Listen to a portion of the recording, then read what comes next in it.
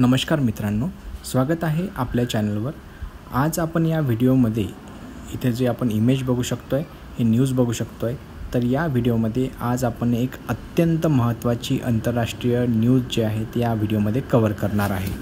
Shanghai cooperation organisation म्हणजेच SCO शिखर परिषदेत भारताचे पंतप्रधान नरेंद्र मोदी, रशियाचे अध्यक्ष व्लादिमीर पुतिन आणि चीनचे राष्ट्राध्यक्ष शी जिनपिंग हे तिघजण एकत्र येणार आहेत।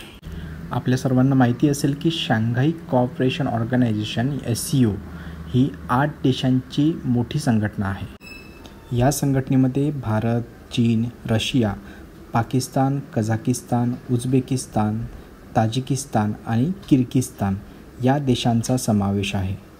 सुरुवातीला ही संस्था सुरक्षा आणि दहशतवादी विरोधी सहकार्य यासाठी तयार झाली होती आणि त्यानंतर हळूहळू यामध्ये आर्थिक सहकार्य, सांस्कृतिक देवाणघेवाण आणि ऊर्जा सुरक्षितता यांवरही भर दिला जातो।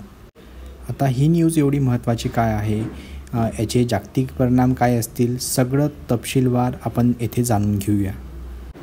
भारत आणि चीनमध्ये गेल्या काही वर्षात तणावपूर्ण संबंध राहिलेले आहेत, विशेषतः डोकलाम आणि गलवान खोऱ्यातील संघर्षानंतर। आपल्याला माहिती असेल की चीनचे विदेश मंत्री यांची नुकतीच भारत व्हिजिट झाली आहे। त्या व्हिजिटमध्ये सुद्धा काही सकारात्मक चर्चा ज्या आहेत त्या झाल्या आहेत सीमेसंदर्भात आणि व्यापारासंदर्भात। या भेटीमुळे संबंधांमध्ये काही सकारात्मक बदल होऊ शकतात अशी आशा आहे। भारतासाठी SCO हे एक व्यासपीठ आहे जिथे तो चीनसोबत थेट संवाद साधू शकतो, रशियासोबत थेट संवाद साधू शकतो। तसेच भारत ग्लोबल साऊथ म्हणजेच विकसनशील देशांचा आवाज बनण्याचा प्रयत्न करत आहे। रशिया युक्रेन युद्धामुळे पश्चिमी देशांकडून रशियावर अनेक आर्थिक निर्बंध लादले गेलेले आहेत, त्यामुळे रशिया पश्चिमेकडून एकाकी झालेला आहे। त्यामुळे पुतिनसाठी SCO समिट म्हणजे नवीन बाजारपेठा आणि नवीन राजकीय भक्कम साथ मिळण्याची ही संधी आहे। आपल्या सर्वांना माहिती आहे की भारतावर 50% टॅरिफ आणि इतर सँक्शन जे आहेत ते अमेरिकेद्वारे लादल्या गेलेले आहेत।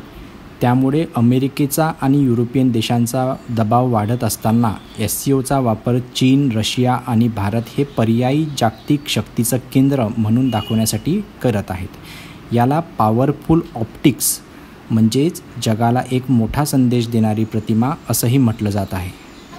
तर या परिषदेतून कोणते महत्त्वाचे निर्णय येतात हे पाहणं महत्त्वाचं असेल, म्हणून आपल्या सर्वांची नजर नरेंद्र मोदी यांच्या चीन दौऱ्यावर असणार आहे आणि त्या संदर्भात आपण वेळोवेळी अपडेट्स जे आहेत ते घेणार आहेत। येथे या न्यूज संदर्भात एक महत्त्वाचा पॉईंट जो राहिला तो म्हणजे 31 ऑगस्ट ते 1 सप्टेंबर 2025 दरम्यान तिएनजिन शहर चीन येथे ही बैठक होणार आहे। या परिषदेला उपस्थित राहण्यासाठी चीनचे राष्ट्राध्यक्ष शी जिनपिंग यांनी रशियाचे अध्यक्ष व्लादिमीर पुतिन आणि भारताचे पंतप्रधान नरेंद्र मोदी यांना आमंत्रित केले आहे। ही पहिलीच वेळ आहे की मोदी 7 वर्षांनंतर चीनमध्ये जात आहे, त्यामुळे ही भेट अधिक लक्षवेधी ठरली आहे।